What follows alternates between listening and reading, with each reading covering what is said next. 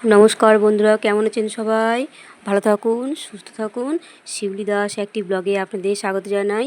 তো এই তো সকাল সকাল একদম সমস্ত বাসি কাজ সেরে তারপরে ধরুন কাচাকাচি করে টোরে তখন চান ধান করে নিয়েছি। তো আমি আজকে পুজো করতে পারবো না, আপনার দাদাভাই দুটো ধূপকাঠি দেখিয়ে সে কাজের দিকে রওনা দিয়েছে। কেননা সকালে বাসি কাজ, তারপরে ধরুন আবার নাইটি ছেড়ে হাত পা ধুয়ে তারপরে আবার মানে টিফিন করে দেওয়ার পর আপনাদের দাদাভাইয়ের জন্য আজকে এগ চাউমিন করেছিলাম। তো ওইগুলো এক এক মানে এক ধাপ হয়ে গেছে, সকালে সমস্ত কাজ সেরেই তখন আমি চান ধান করে নিয়েছি। চান ধান করে এই তো আবার সেই পাগলের মতন দৌড়াচ্ছি। এদিকে আবার আমার খাওয়ার জলের বালতি, আর এত রোদ, মানে সকাল থেকে খুব রোদ দিয়েছে আজকে। তো সেই ছটাটা এমনভাবে পড়েছে তো পরিষ্কার দেখা যাচ্ছে না, আপছাটা দেখা যাচ্ছে। তো এই হাঁড়িতেও জলটা ভরে নিই।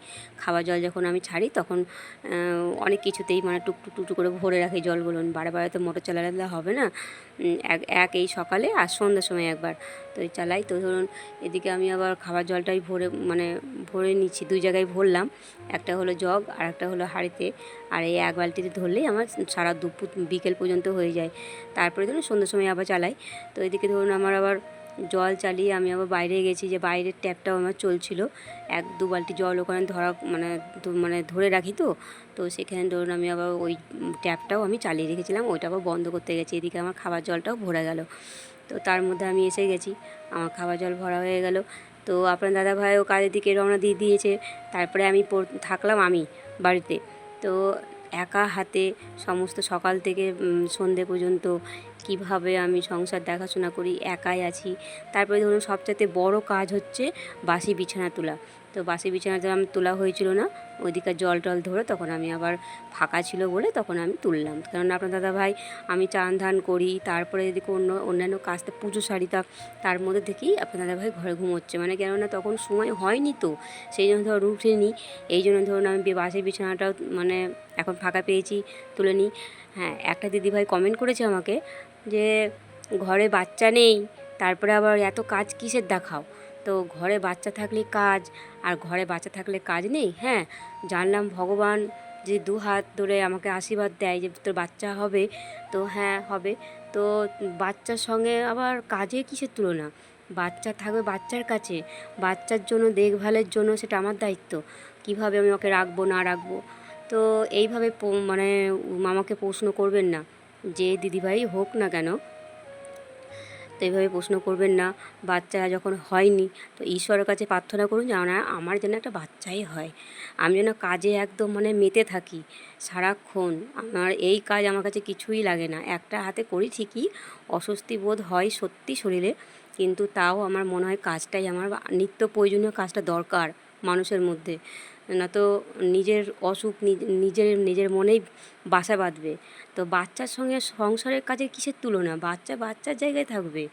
আপনার ঘরে নিশ্চয়ই বাচ্চা আছে দিদিভাই, তো আপনি এইভাবে আমাকে প্রশ্ন করবেন না, দয়া করে এইভাবে প্রশ্ন করবেন না। কারণ আমার তো বাচ্চা নেই, বেশি বুকে আমার বেশি লাগে, বেশি ওই জায়গাটাতে বুকে আঘাত দেবেন না, দরকার হলে আমার ভিডিও দেখবেন না। তো আমার এদিকে ধরুন বিছানাটা তোলা হয়ে গেল, আর এত সুন্দর লাগছে, উজালা দিয়েছি তো। এই দুটো বালিশের কভার দেখুন এত সুন্দর টকটক করছে। তো এই যে আমার বাসি বিছানাটাই হলো মেন। আমার বিছানা যদি না তোলা হয় আমার মনে হয় যে কী যেন একটা বড়সড় কাজ করে নিই, সেখানে আমার কি যেন মনটা পড়ে রয়েছে, মানে ছটপট ছটপট করে মনের ভেতরটা যে আমার বাসি বিছানা পড়ে রয়েছে। তো ভিডিওটা দেখতে থাকবেন, আপনারা ভালো থাকবেন, সুস্থ থাকবেন। সকাল টিফিন নিয়ে বসে পড়েছি, চাউমিন করেছি আজকে। আপনার দাদাভাইকে সকালবেলায় করে দিলাম, নিয়ে গেল কাজের জায়গায়। আর আমার জন্য কিছুটা রেখেছি, সেটা নিই। চাউমিনটা দিয়ে ভাত বসাবো, আবার দুপুরের ভাত আবার করতে হবে। মাছ নিয়েছি, মাছ চাটনি আর একটা ভাজাভুজি করে নেবো, আর একটু শাক করে নেবো, দিয়ে হয়ে যাবে।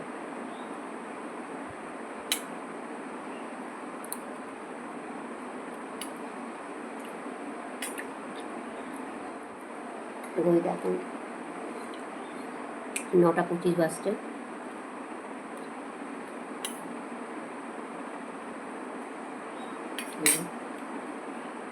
সকালে জলখাবার খাওয়া হয়ে গেল, চাউমিন করেছিলাম, আজকে এগ চাউমিন করেছিলাম।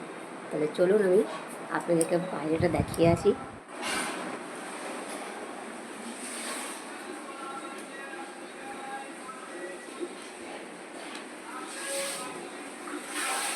বাপরে রোদ দেখুন, এবারে গরমও পড়েছে।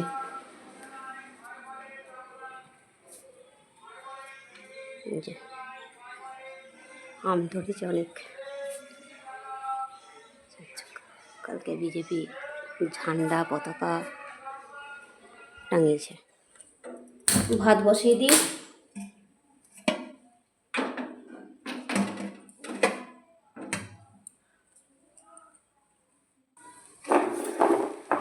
এটা 250 ভেন্ডি, আর এটা হলো পটল, মানে আমি 10 টাকা, এটা 10 টাকার পটল, আর এটা হলো 12 টাকার আম, একটা আম 12 টাকা। আর এখানে কাঁচা লঙ্কা 100-তে 20 টাকা, আর এটা নিল 20 টাকা পোয়া, মানে 4টে পটলে 10 টাকা। আর এখানে 250, মানে ভেন্ডি বলি আর ঢ্যাঁড়সই বলি, এটা 250-তে 20 টাকা। আর এটা মানে ওজন করে দিল 12 টাকা। আর এই কাঁচা লঙ্কাটা 20 টাকা শ, মানে 200 টাকা কেজি। এদিকে আমি সকালবেলায় মাছ নিয়ে নিয়েছি, 500 মাছ নিয়ে নিয়েছি, মানে দেশি রুই মাছ। তো অনেক বড় মাছটা কাটলো, তো 4 ভাগ হলো, তার মধ্যে আমি 1 ভাগ নিয়েছি, সেটা এখানে 500 একটু বেশি, 125 টাকা হলো, 500 একটু বেশি হয়েছিল, তো 65 টাকা পোয়া। তো আমি নিয়েছি 500 একটু বেশি হয়েছে ওজনে। তো ওইটার জন্য আমি ধরুন মাছটা ধুয়ে হলুদ লবণ দিয়ে রেখে দিয়েছি। তারপরে ধরুন আমি এটার জন্য মাছের জন্য মশলাতে আমি দিব আদা, রসুন, পেঁয়াজ, এগুলো আমি ভালো করে জিরি করে কেটে নিই। আদাটাও সুন্দর করে একদম ছোটো ছোটো করে কাটি, একদম জিরি করে বাটতে সুবিধা হয়। এদিকে আবার কাঠখোলায় 4-5টা লঙ্কা আমি দিয়ে মানে একটু হালকা করে ভেজে নেব। তারপরে গরম কড়াই, মানে কড়াইয়ে তেল দিয়ে দিয়েছি। তারপর তেলটা গরম হওয়াতেই তারপরে আমি দিয়ে দিলাম মাছ। তো মাছগুলো বেশ বড় বড়ই ছিল পিসগুলো। তো এদিকে ধরুন আমার মানে মাছ আমি ছেড়েই দিলাম তেলে। তো এদিকে ধরুন আমি মানে মাছ আমি এইভাবে রাখি না, মাছকে আমি আবার ঢেকে মানে ভাজি, কেননা একবার বিপদ হয়েছিল আমার, মানে সেই জন্য ধরুন তারপর থেকে একটু ভয়ও আছে।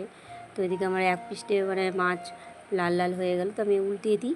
তো আজকে হবে মাছের তেল ঝাল, আর রুই মাছের তেল ঝাল হবে, আর আমের চাটনি, আর হবে ভেন্ডি ভাজা, পটল ভাজা। তো এগুলো সব ভাজাভুজি হবে। আর মশলার জন্য নিয়ে নিয়েছি আদা, রসুন, পেঁয়াজ, এগুলোকে ভালো করে ধুয়ে নিয়েছি, না তো নোংরা থাকে। জল ঝরাতে দিয়েছি, মানে জল ঝরিয়ে তখন সিলে দিয়েছি বাটবো বলে। এদিকে আমার মাছ ভাজাও হয়ে গেল, কি সুন্দর লাল এপিট ওপিট করে ভেজে নিয়েছি। তো তারপরে ধরুন একটার সঙ্গে একটা লেগে গেছে, তো উঠতে অসুবিধা হচ্ছে, নিচে পড়ে গেল, ওটা তুলে নেবো। তারপরে ধরুন মুড়োটা ছিল, মুড়োটাও আমি দিয়েই তখন হালকা করে ঢেকে দিলাম। তারপরে মশলাই হলো মানে রান্নার মধ্যে মেন। তো মশলায় যদি জোগাড় না থাকে তো রান্না কী করে করব। তো এদিকে ধরুন আমি সমস্ত কিছু মশলা জোগাড় করি, তখন আমি বাটতে বসে গেছি। তারপরে তেল গরম হওয়াতেই মাছগুলো উঠিয়ে নেওয়াতে তারপরে আরেকবার একটু তেল দিয়েছিলাম। তেল দিয়েই তখন ধরুন গরম তেলে দিয়েছিলাম জিরে ফোড়ন আর 2টো শুকনো লঙ্কা ফোড়ন। তারপরে দিয়েছিলাম পেঁয়াজটা যেই লাল লাল হয়ে ভাজা হয়ে গেছে, তারপরে দিলাম মশলা। ওই যে মশলা করছিলাম সেই মশলা হয়ে গেছে, মশলাতে সঙ্গে সঙ্গে দিয়ে দিয়েছিলাম হলুদ, তারপরে আর কোনো দিইনি। তো তারপরে এদিকে মশলা থেকে তেল ছেড়ে গেছে, তারপরে দিয়ে দিলাম জল, অল্প করে জল দিলাম। তো এদিকে ধরুন যেই ঝোলটা ফুটবে, ব্যাস তখন আমি দিয়ে দেবো মাছ। তো এত ঝোল থাকবে না, গামাখো থাকবে, তাকেই বলে তেল ঝাল মাছ। এই সব দিয়ে দিলাম মাছ কটা, তারপরে ফুটবে, তারপরে কিছুক্ষণের মধ্যে নামিয়ে নেব। এদিকে ধরুন মাছের ঝোলটা ফুটুক, তারপরে আমি এদিকে আবার ভেন্ডি কাটতে বসে পড়েছি। আর এদিকে ধরুন ভেন্ডিও বলে, আবার এদিকে ঢ্যাঁড়সও বলে, আমি যেটা মানে মুখে আছে সেটাই আমি বলি। এদিকে ধরুন আমার ভেন্ডিও আমার ভাজার জন্য আমার কাটা হয়ে গেছে। তারপরে আমি বসে পড়লাম আবার পটল নিয়ে। পটলও ভাজা খাবো, অনেক দুদিন থেকে মনে হচ্ছে যে পটল ভাজা। তো পটল নিয়ে এসেছি, বেশি না, 4টে দেখালাম প্রথমেই। তো 4 দুগুনি 8, মানে 8 পিস হয়ে যাবে। তো এদিকে ধরুন তরকারিটা ফুটুক। তো এইটুকু আমার রান্না হয়ে গেল, তেল ঝাল রুই মাছের। তো আর ফোটাবো না, নামিয়ে নেব, হয়ে এসছে। তো এদিকে ধরুন আমি আবার মাছটা নামিয়ে নিলাম, মাছের তরকারিটা, তারপরে ভাজাভুজি বসাবো। তো দেখাচ্ছি আপনাদেরকে, হয়ে গেল পটল ভাজা, নামিয়ে নিলাম। এই তেলে আমি দিয়ে দেবো রান্নাঘরের সমস্ত কাজকর্ম সেরে, মানে মোছা ধোয়া মাজা ঘষা করে তখন আমি আবার গা ধুলাম, নাইটিটা ভালো করে কাচলাম, কেচে নিয়ে আবার একটা কাঁচা নাইটি পরেছি, পরেই তখন আমি আবার ঠাকুরের বাসন নিয়ে বসে পড়েছিলাম। এই ঠাকুরের বাসনগুলো মেজে ঘষে রোদে দিয়েই আমি শুকিয়ে গেল, তো আমি তুলে নিই। তো তার মধ্যে বালতিটাও বেশ সুন্দর করে মাজা ঘষা করে রোদে দিয়েছিলাম। রোদে দিলে জিনিসগুলো চকচকো করে, জলটাও শুকিয়ে যায়, দেখতে ভালোও লাগে। তারপরে ধরুন আমার ঠাকুরের বাসন এদিকে আমার শুকিয়ে গেছে বলে এত রোদ, হাত দিতে পারছি না, হাত পুড়ে যাচ্ছে। তারপরে খালি পায়ে হাঁটতে পারছি না, ওখানে চপ্পল পরে আমি আবার সকালে যে কাচাকুচি করে দিয়েছিলাম সেগুলো আমি আবার তুলছি না, তো কালার ফেড হয়ে যাবে। নতুন নাইটিগুলো সবই নতুন নাইটি। তো তারপরে ধরুন এদিকে আবার কাপড় চোপড় তুলতে তুলতেই হাতে একটা গামছা এসে গেছে। তো আমি এত ঘেমেছি, আমি গরম সহ্য করতে পারি না, খুবই গরম লাগে। তারপরে ধরুন সকালে একবার চান হয়েছে, তারপরে আমি রান্নাবান্না সেরে অতিরিক্ত গরম হয়ে গেলে, অতিরিক্ত গরম পড়ে গেলে আমি তখন আবার এই রান্নার শেষে তখন আমি আবার গা ধুই।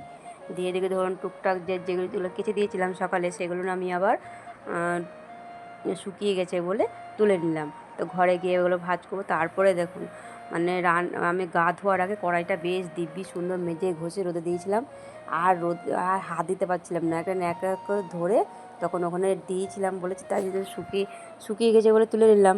তারপরে দেখুন ভিডিওতে দেখতে থাকুন। ঠাকুরের বাসনগুলো রোদ থেকে নিয়ে এসে রাখা হলো, তারপরে আমি সকালে যে এক বালতি করে কাপড় কাচি সেইগুলো শুকিয়ে গেছে, তো তুলতে যাব কী করে, পায়ে চপ্পল দিয়ে সেই কাপড় চোপড়গুলো, শুকনো কাপড়গুলো আমি তুলে নিয়ে এলাম। তো তুলে নিয়ে এসে ঘরে ফ্যান চালিয়েছি, তো একটু আরামও লেগেছে, হাওয়াটা খেয়ে। খুব রোদ, গরমে 1.5 ঘন্টা তো রান্নাঘরেই ছিলাম। তারপরে ধরুন ধোয়া মাজা ঘষা, আবার গা ধুলাম, তারপরে আবার কাঁচা নাইটি পরে আবার ঠাকুরের বাসন মাজলাম। এগুলো করতে করতে আমাকে খুব গরম লেগে গেছিলো। তো ঘরে এসে একটু ঠান্ডা হাওয়া পেয়েছি, এসে বসে পড়েছি। তারপরেই আমি আবার গোছগাছ করতে শুরু করলাম, কেননা আমাকে আবার সন্ধ্যের সময় নিয়ে এগুলো বসে পড়তে হবে, কেননা সন্ধ্যের সময় আমার কাছে সময় নেই, কেননা আমাকে প্রতিদিন আবার শর্ট ভিডিও ছাড়তে হয়। সেই জন্য আমি এই যত রাতের কাজ আর সন্ধ্যের কাজ সমস্ত কিছু আমি এই বেলাতেই সেরে রাখি, কেননা ধাপে ধাপে কাজগুলো যদি না সারি তখন আমার মাথার ওপর বাজ পড়ে যায়। ঘর দোয়ার গোছগাছ না রাখলে অসুবিধা লাগে, কেমন যেন বিরক্ত লাগে। তো টুকটাক যাই থাকুক, একটু আমি ভালো করে রাখার চেষ্টা করি। ভাত, তার মধ্যে আলু আছে, আলু সেদ্ধ, আর এখানে তেল মাছ, দেশি রুই কিনেছিলাম 500, তাই তেল মাছ করেছি। আর এখানে আছে ভেন্ডি ভাজা, পটল ভাজা, আর এখানে আছে চাটনি। আজকে এই রান্না করেছি। এই যে কিছুক্ষণের মধ্যে আলু সেদ্ধটাও মেখে নেবো, যে ভাতে আলু দেওয়া আছে, আলু সেদ্ধটা মেখে নেব। থেকে চা খেয়ে দিয়ে তখন আমি শর্ট ভিডিও করছিলাম। আর এদিকে দুটো কথা বলতে এলাম, এই জন্যই যে মানুষের আর কোনো দাম নেই জীবনের। কেন বললাম কথাটা, আপনাদের দাদাভাই যেখানে কাজ করে বইয়ের দোকানে, সেখানে আর একজন কাজ করে, অনেকজন স্টাফ, তাদের মধ্যে একজন বয়স্ক, 56 বছর বয়স। তো তার যেরকম হবে, ঘর থেকে ভালোভাবে এসে কাজকর্ম করতে করতে তখন সন্ধে ওই 7:30 হবে, 7:30 8টা হবে। তার আগে আপনার দাদাভাইয়ের সাথে দিব্যি কথা বলেছে। অনেকটু কী বলুন তো, হাস্যরসিক টাইপের লোকটা ছিল। হঠাৎ করে ওখানে তো বুঝতে পারা যায়নি, কথা বলতে বলতে একটু ঢুকেছে ভেতর দিকে কাজ করতে গিয়ে, কোনো একটা কাজের অর্ডার পড়েছে, সেই কাজটা করতে গেছে। তো সেখানে গিয়ে হঠাৎ করে বলে উল্টে পড়ে যাচ্ছে, দেখছে পুরো কোনো সার নেই শরীরে। তারপরে ওখান থেকে বেশিক্ষণ না, আমাদের হসপিটাল, জঙ্গিপুর হসপিটাল একদম কাছেই, ও আমাদের ভাগীরথী গঙ্গা আছে, সেই গঙ্গার এই দিকটাই, এই লাইনের দিকটাই হলো দোকান, তার পেছন দিকটা কিছুটা গিয়েই হলো হসপিটাল। তাড়াতাড়ি করে হসপিটালে অ্যাডমিট করা হয়েছে, বাড়ির লোক এসেছে, লোক আসার সঙ্গে সঙ্গে ডাক্তার চেক আপ করেছে। চেক আপ করে তখন বলা হয়েছে যে কলকাতা ট্রান্সফার হঠাৎ করে, মানে চেক আপ করেই তখন ডাক্তারবাবু বুঝে সুঝেই মানে ট্রান্সফারটা করেছে এখান থেকে। দিয়ে ওখানে পিজিতে ভর্তি হয়েছে। ভর্তি হওয়ার পরে 6 দিন ছিল, খুব কষ্টে 6 দিন ছিল। মানে এখন শোনা গেল ব্রেন স্ট্রোক, মানে খুব লড়াই করলো জীবনের সঙ্গে।